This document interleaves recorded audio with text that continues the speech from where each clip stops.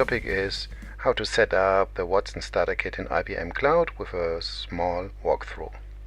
Watson Assistant is a good starting point to build in artificial intelligence in your applications. To set up an application which integrates Watson Assistant, you can choose the Watson Assistant Basic Starter Kit.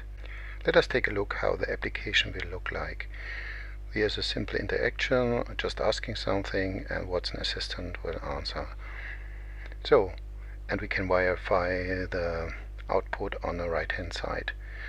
Good, that's a good starting point, so let's move on with the creation of the app. The app inside IBM Cloud represents the entry point to the necessary information related to your running application, such as service, region, and so on. So we can give this a name. Here we use organizational elements for the resource group tagging. Then we select the region where we want to deploy our service and the resource group and press create. Now we created an IBM app instance with a service. So as you can see, the next step is where we want to run our application, locally or on cloud, Kubernetes or on Cloud Foundry. Here I choose Cloud Foundry. Also here I select the region where I want to. Now I have the Cloud Foundry organization options and I change the name to my needs. Now I have defined where I want to deploy, and now I define with which tool chain I will do that. What we have done at the moment is the input for information building a tool chain.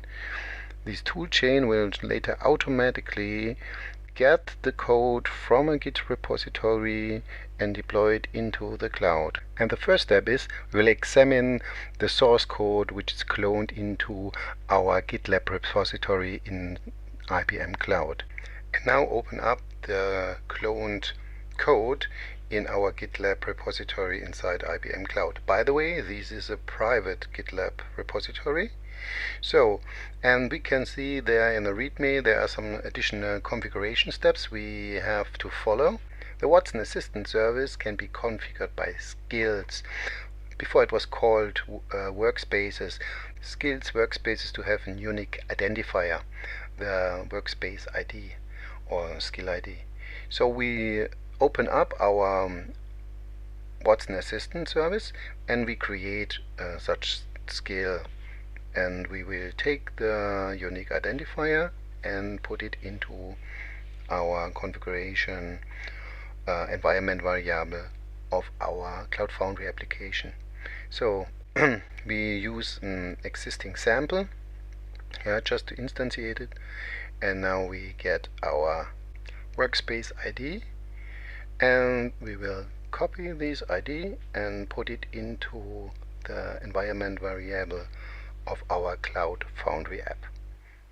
Before we open up our Cloud Foundry application, we just take a look inside the tool chain, because we want to verify is our application successfully deployed, so that we can see inside the delivery pipeline. The toolchain can be configured with several tools. I just show in the diagram below that we access the GitLab, and inside this pipeline we use build and deploy and test to automate our deployment into IBM Cloud. This is automatically created by the Watson Assistant Starter, as you know, when we did the setup of the app. Let's go back to the app and access the resource list what we have created with this wizard. Now we access the Cloud Foundry application, which was automatically deployed and contains the sample application for Watson Assistant, for the users of the Watson Assistant. And as you remember, we have to insert now the ID and create an environment variable for the Cloud Foundry application. So we just add and we insert the ID we copied before, and we have to create this environment variable. You must call like it's written here. Copy and paste. And when we have saved the new environment variable, automatically the Cloud Foundry application will be restarted, so that the application itself can access this environment variable to the runtime.